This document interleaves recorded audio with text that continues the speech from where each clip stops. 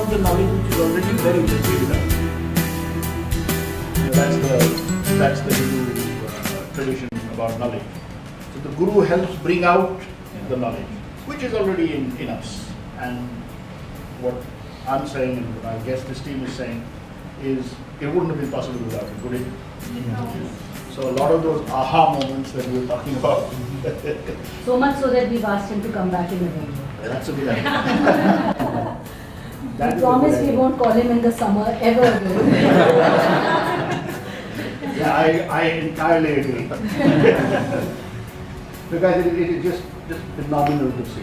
Right? It's phenomenal to see such a big transition in such a short time.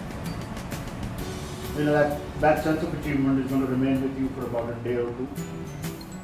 And then on Monday you go back to your own job.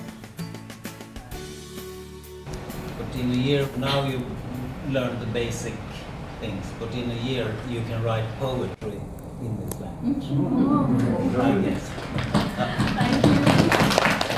A feeling like that in a room is awesome.